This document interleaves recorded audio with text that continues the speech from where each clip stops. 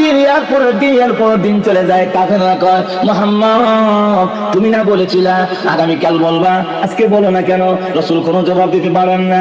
বিশেষ করে রাসূলের আপন চাচী উম্মে জামিল, যে রাসূলের চরম এবং পরম দুশমন, রাসূলের রাস্তার মধ্যে কাদা দিয়ে রাখে এবং রাসূলের ঘরে ঘরে গিয়ে বদনাম করে, সেই উম্মে জামিল অপপ্রচার যখন শুরু করে দিয়েছে মুহাম্মদুর রাসূলুল্লাহ সাল্লাল্লাহু আলাইহি ওয়াসাল্লামকে তার পরওয়ারদিগার, তার আল্লাহ বলে গিয়েছেন, তার প্রতি অসন্তুষ্ট হয়ে গিয়েছেন।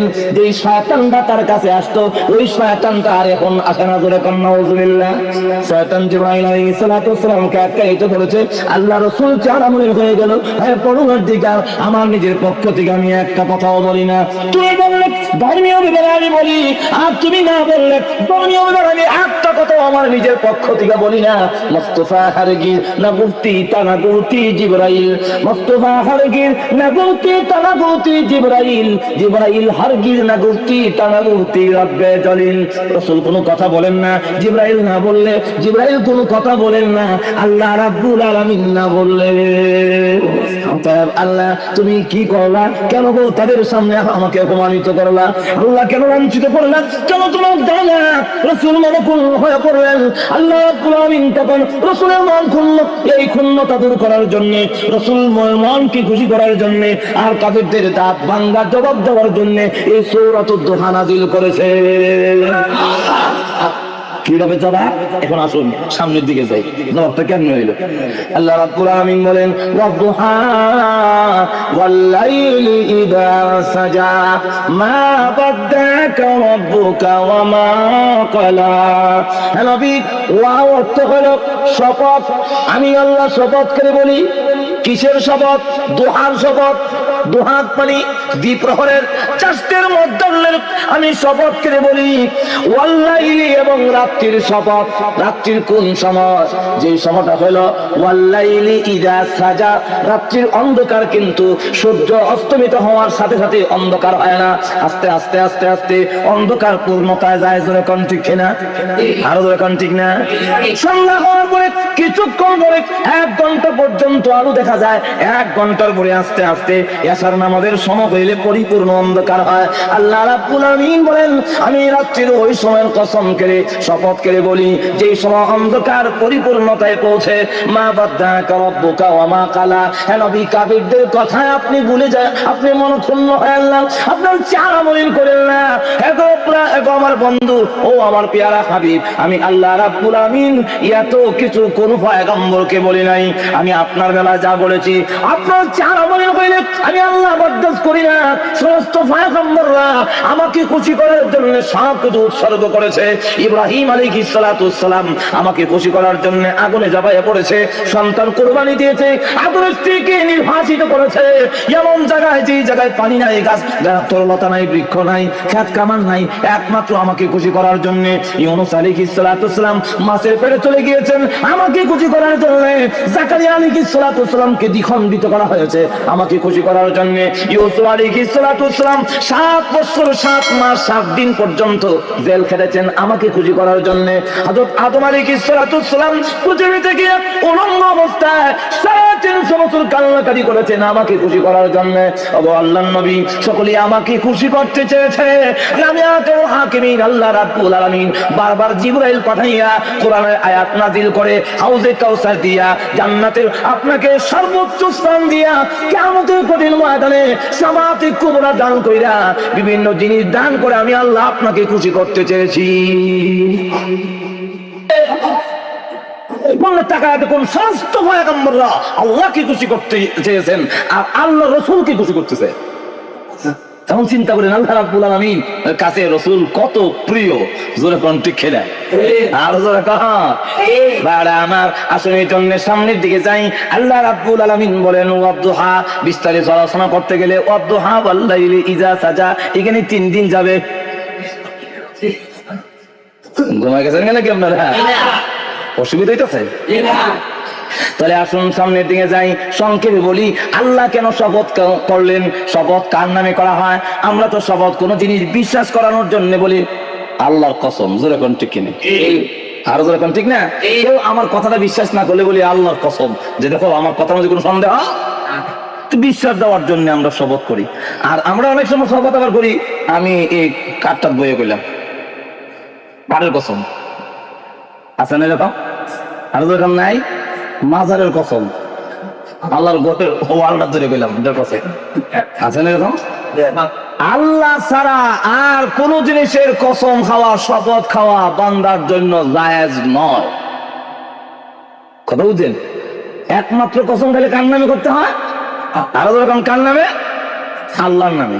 আর আল্লাহ রাব্বুল আলামিন কসম খান কেন? আল্লাহর কথার মধ্যে কি কোনো সন্দেহ আছে? আছে। আমরা কসম খাই, শপথ করি আল্লাহর নামে। আল্লাহ কার নামে? এগুলা সব বিস্তারিত আলোচনা করতে গেলে বলছি না 3 দিন যাবে, এই জন্য আমার আসল কথাগুলো বলে ফেলি, এটা রাখলাম। আবার যদি কোনোদিন সুযোগ পাই এই ব্যাপারে আলোচনা হবে। আমাদের দেশে কিছু কিছু জিনিস আছে যেগুলা শপথ করাটা অত্যন্ত শিরকের পর্যায়ে চলে যায়। আবার অনেকটা জিনিস আছে কসম খাওয়া কোনো সময় যদি শপথ করেও তো এই কসম ভেঙে দিতে হয়, ভাঙাটা ওয়াজিব। যেমন মনে করেন আপনি আপনার স্ত্রীর সাথে গোসাগুলো রাগ করে বলেন আমি আল্লাহর কসম করে কই আর বাজার করতাম। আসেনি এমন কিছু সুবিধাবাদী পুরুষ, আসেনি না নাই? এখন সে গিয়ে হোটেলে ভালো ভালো মাছ খাইয়ে বলে গোস্ত খায়, আর বাড়ির নিরামিষ খাইতে হইতেছে। আপনার এরকম এই জায়গায় কসম ভাঙ্গা ওয়াজিব। আপনি অনেকের হক নষ্ট করতেছেন বাজার না করে, বাচ্চাদের কষ্ট দেওয়া হচ্ছে যেরকম ঠিক খেলে তারা আপনার বাজার করা, এটা তারা আপনার কাছে পাও না, তাদের পাওনা নষ্ট করতেছে। আপনি কসম খাই নিলেন, আমি কসম খাই কই সোলমুদ্দির মাথাটা না ভাড়াই আমি ভাত খেতাম না। আসেনি যখন এখন কি কসম পুরা করবেন? আমার মাথা ভাড়াই নেবেন বলতে এই কসম ভাঙতে হবে, ভেঙে তার কাফারা দিতে হবে। কথা বুঝছেন? এই বিষয়ে আলোচনা আরেকদিন করবো, এখন সামনে যাই। আল্লাহ রাব্বুল আলামিন এই সূরার মধ্যে কেন বললেন ওয়াদ-দুহা?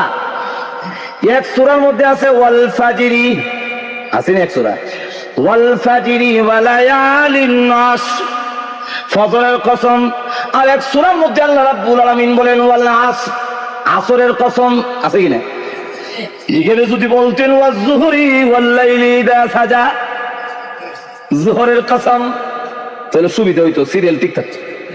ফজরও আছে আসরও আছে, যোহরটা বলে যোহর না বলে আল্লাহ কেন দুহা বললেন? আপাতত 4টা বলবো, জোরে কোন কয়টা? আরো জোরে কোন কয়টা? আল্লাহ 4টা ইশারা দিচ্ছেন এখানে। নাম্বার 1, আল্লাহ রাব্বুল আলামিন বলেন ওয়াদ-দুহা, নবী গো আমি আল্লাহ কসম খাইলাম দুহা কেন জানেননি? এই দুহার সময় সূর্যের হওয়া পরিপূর্ণতায় পৌঁছে। দুহার যে সময়টা, এই সময় সূর্যের হাওয়া এর থেকে আর বাড়ে না। আর প্রথম সূর্য উদয় হওয়ার সময় পরিপূর্ণ হাওয়ার নিয়ে উঠে না, জোরে কোন ঠিক খেনি। আর দুহার যে সময়টা মধ্যাহ্ন দ্বিপ্রহর, এর পর থেকে সূর্যের হাওয়ার বাড়ে না কমে? আবার বাড়ে আস্তে আস্তে বিকাল বেলা, আরো যখন কমে না বাড়ে? কমে। আর সূর্য যখন উদয় হয় তখন কি হওয়ার পরিপূর্ণতাকে লাল একটা গুল কি দেখা যায়, এটার দিকে তাকানো যায়, কোনো অসুবিধা হয় না। কিন্তু 11টা, 11:30, 12টার দিকে, 10টার থেকে শুরু করিয়া 11:30 পর্যন্ত এই সময়ের ভিতরে সূর্যের দিকে তাকাইতে পারবেন? তাকাইতে পারবেন, কিন্তু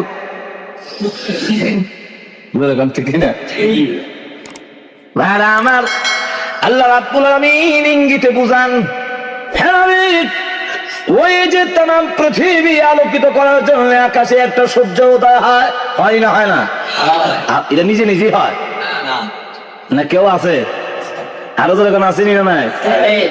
আমার আল্লাহ রাব্বুল আলামিন অন্য আয়াতের মধ্যে বলেন للشمس ينبغي لها أن تدرك القمر ولا الليل سابق النهار وكل في فلك يسبحون। আল্লাহ রাব্বুল আলামিন বলেন সূর্যকে নিষেধ করে দিয়েছি, তোমার কক্ষপথে 12টা রাস্তা দিয়ে তুমি পরিচালিত হবে। তার জন্য 12টা রাস্তা মানে শক্ত ঘাটি আছে, ওই ঘাটিগুলো দিয়ে পরিচালিত হয়। তোমার হওয়ার বেশি আর চন্দ্রের হওয়ার কম, এই বলে তুমি জুলুম করে তার এলাকা দখল করবে, জায়গা দখল করবে, তা করতে পারবে না। ওয়াস-শামসু ইয়ানবাগী লাহা আন তুদরিকাল কামারা, চন্দ্রকে কাজ করবে, ধরে ফেলবে, এটা নিষেধ করে দিয়েছি। আমার নিষেধ অমান্য করে সূর্য চন্দ্রের এলাকায় যায় না। সুবহানাল্লাহ বলবেন না? সূর্যকে আমি পরিচালিত করি, আমি এটাকে সামনের দিকে নিয়ে যাই। তামাম পৃথিবীর জন্য আকাশের লাইট কয়টা? আপনাদের এই মৌলভীবাজার পৌরসভার পক্ষ থেকে রাস্তা বড় বড় লাইট একটাই? একটা না অনেক? আল্লাহ রাব্বুল আমিন আকাশে মিটমিটে আলো দেওয়ার জন্য লাইট আসেনি? একটা না অনেক? আরো যখন একটা না অনেক? আর দিনের বেলা তামাম পৃথিবী আলোকিত করার জন্য লাইট কয়টা? সূর্য, চন্দ্র, নক্ষত্র, বুধ, বৃহস্পতি, তারপরে নেপচুন, বেতুলিয়াস, এগুলা যা আছে সবগুলো যেই পরিমাণ আলোকিত করতে পারে না। একটি লাইট জানলাম সূর্য তামাম পৃথিবীর অন্ধকারে এমন ভাবে দূরীভূত করে, পৃথিবীর ঘরের ভিতরেও অন্ধকার থাকে না। ঠিক না? ঠিক তেমনি ভাবে নবী পৃথিবীর পয়গম্বররা চন্দ্র সমতুল্য, আকাশের তারকা সমতুল্য, বুধ আর বৃহস্পতি মঙ্গল সমতুল্য। আর তামাম পৃথিবীর দৃষ্টান্ত হলো আপনার নবী বলেন আকাশের সূর্য সমতুল্য। ওই আকাশের সূর্য উদয় হলে যেমন একটি লাইট আর কোনো লাইট নাই, যদিও এর ভিতরে সূর্য উদয় হওয়ার সময় থেকে নিয়ে সূর্য অস্তমিত হওয়া পর্যন্ত এর ভিতরে যদি চন্দ্র উদয় হয়, চন্দ্র থাকে কিন্তু পাওয়ার থাকে না। জোরে কোন ঠিক কিনা? দেখেন নাই কোনোদিন? অনেকদিন দেখা যায় দিনের 10টার সময় চন্দ্র দেখা যায় কিন্তু আলো নাই। ঠিক কিনা? ঠিক তেমনি ভাবে আপনি তামাম পৃথিবীর জন্য কিয়ামত পর্যন্ত একক নবী, এর ভিতরে কোন নবী যদি আসতে পারবে কোনো আপত্তি নাই, কিন্তু নবুয়ত আনতে পারবে না। আলো থাকবে না। যেমন ঈসা আলাইহিস সালাম আসবেন কিনা? আর যখন আসবেন না, ইমাম মেহেদী আলাইহিস সালাম যদিও নবী না, কিন্তু ওনাকেও আলাইহিস সালাম বলা হয়। কথা বুঝছেন না? নবুয়তের দায়িত্ব পালন করবে, কিন্তু দেখা যায় নবুয়ত কারো নাই। যেরকম ঠিক কিনা? আছে নবী হয়ে আসার সুযোগ নাই, সেখানে নতুন নবী গজাইবার আর কোন সুযোগ আছে নি? সুতরাং গোলাম আহমদ কাদিয়ানী নবী হওয়ার আর কোন সুযোগ আছে? আরো যেরকম আছে নবী হওয়ার কোন সুযোগ? তাড়াতাড়ি করে গোলাম আহমদ কাদিয়ানী আপনাদের মৌলভীবাজারও আছে নাই? নাই? আমার কাছে প্রমাণ আছে। আমি তখন ছাত্র, এক দোকানে বসছিলাম, তখন আমাকে পরিচয় দিল, আপনি কি করেন, কি আসে বিষয়। তো আমি তাই ওনার পরিচয় জানলাম। তো উনি কোন আমি আহমদি জামাত, আমি গোলাম আহমদ কাদিয়ানী অনুসরণ করি। দোকানটা কোথায় আমি সেটাও বলবো, কিন্তু এখন বলবো না, আমার জানা আছে। তাহলে আসেনি না নাই? আরো দরকার নাই? গোলাম আহমদ কাদিয়ানী নবী হওয়ার কোন সুযোগ নাই। ঈসা আলাইহিস সালাম শুধু নবী না, তিনি রাসূল ছিলেন। একটা মুস্তাকিল একবারে স্বয়ং সম্পূর্ণ একটা কিতাব ওনাকে দেওয়া হয়েছিল, যেই কিতাবের নাম ইনজিল। সেই ঈসা আলাইহিস সালাম আমাদের নবীর এই সীমার ভিতরে আসার, নবুয়তের মেয়াদের ভিতরে আসার কারণে তিনিও লা ইলাহা ইল্লাল্লাহু ঈসা রুহুল্লাহ বলতে পারবেন না, তিনিও বলবেন লা ইলাহা ইল্লাল্লাহু মুহাম্মাদুর রাসূলুল্লাহ সাল্লাল্লাহু আলাইহি ওয়াসাল্লাম। অন্য নবী দাবি করার কোনো সুযোগ নাই আমার। তো আসুন, তামাম পৃথিবী আলো, এই অন্ধকার দূরীভূত করার জন্য আকাশে সূর্য উদয় হয়, যেরকম হয় না? এটা কি প্রথমে দৌড় দিয়ে একবারে পরিপূর্ণ নিয়ে উঠে না আস্তে আস্তে যায়? এই আস্তে আস্তে যে নিয়ে পৌঁছায়, কে পৌঁছায়? নিয়ন্ত্রক কে? আরো যেরকম কে? তো আল্লাহ বলেন পরিপূর্ণতায় পৌঁছায়, কিন্তু তারও কিছু বিরোধী আছে। যেরকম আছে না নাই? সূর্যেরও একদল আছে পছন্দ করে না। সূর্যের কোন দোষ আসেনি? আর যখন আছে ইয়ার বড় সূর্য দেখতে পারে না, এমন মানুষ আল্লাহর জমিনও আসেনি? নাই? সূর্যেরও বিরুদ্ধবাদী। সুতরাং আমার বিরুদ্ধে কেউ থাকলে এটা মন্দির কিছু না, এটা থাকবেই। যেরকম ঠিক কিনা? আরো যেরকম ঠিক কিনা? কিন্তু আপনি আপনার গন্তব্যস্থানের দিকে অগ্রসর হইতে হবে। আপনি আপনার কাজ করে যান। এখন আকাশের সূর্য যখন উদয় হয়, এটাকে আল্লাহ আস্তে আস্তে পূর্ণতায় পৌঁছায় সূর্যের আলো আসলে অন্ধকার দূরীভূত হয়। সূর্য আবার যখন তলায়া যায় তখন দেখা যায় তেলচূড়া, ইঁদুর, বাটারি, বাদুর বের হয়নি। আবার লাইটটা জ্বললে দৌড়াদৌড়ি করে আপন আপন স্থানে চলে যায়। যেরকম ঠিক কিনা পাকঘরে যখন লাইট অফ করা হয় তখন দেখা যায় কেমন হইতেছে পাকঘরে, লাইট থেকে জ্বাললাম কি ব্যাপার পাকঘরে এরকম কেমন, এমনি দেখি লাইট জ্বালায় তেল চূড়া যে একটা দৌড়াদৌড়ি শুরু করছে, সব আপন আপন জায়গায় চলে যাচ্ছে, যখন যায় না যায় না। তো এখন এই অবস্থায় আকাশে সূর্য উঠার সময় সকলে চায় না, আপনারা কি কোন চায় সূর্য উঠুক, এটা সকলে চায়।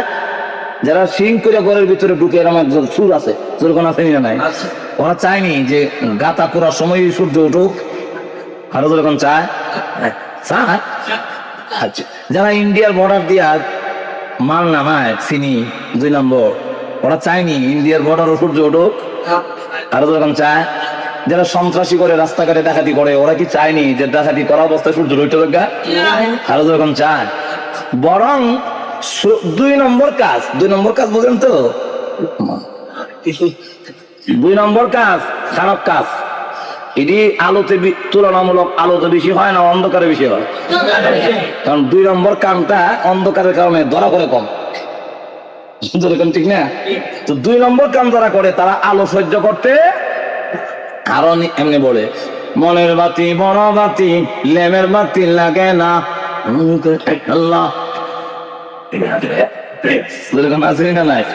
কারণ বাতি থাকলে হাত চোখ কোন দিক দিয়ে নড়ে সব দেখা যায়, ঠিক না? ওই জন্য বাতি সহ্য করতে।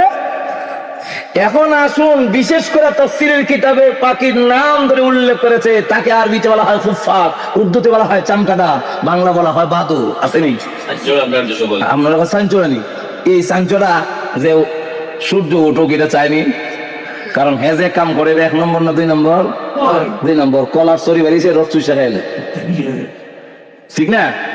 সে কিন্তু এটা সহ্য করতে, কিন্তু এরপরও সাংচড়া এই যে আপনার বাদুর, এটা কিন্তু সূর্য উঠতে দেব না, আন্দোলন করে সূর্যের বিরোধী, উঠতে দেব না, উঠতে দেব না। কিন্তু তাই বললে কি সূর্য আটকায় রাখতে পারে? আরো জোরে কান পারে। ঠিক তেমনি ভাবে সূর্য হলো জাহিরি লাইট, আর বাতিনি লাইটের নাম হলো মুহাম্মদুর রাসূলুল্লাহ সাল্লাল্লাহু আলাইহি ওয়াসাল্লাম। আর বাতিনি অন্ধকার হলো শিরক, কুফর, দাদা সমস্ত হলো বাতিনি অন্ধকার। রাসূল আসার সাথে সাথে আর মূর্তি বোঝার অন্ধকার থাকতে পারে না, আর সূর্যের বোঝা থাকতে পারে না, চন্দ্রের বোঝা থাকতে পারে না, লিঙ্গের বোঝা থাকতে পারে না, আগুনের বোঝা থাকতে পারে না। সমস্ত বোঝা উৎখাত হয়ে আল্লাহর রাজ কায়েম হবে। এটা কিন্তু 2 নম্বর কাজ যারা করে ওরা কিন্তু সহ্য করতে আরো যেরকম পারে।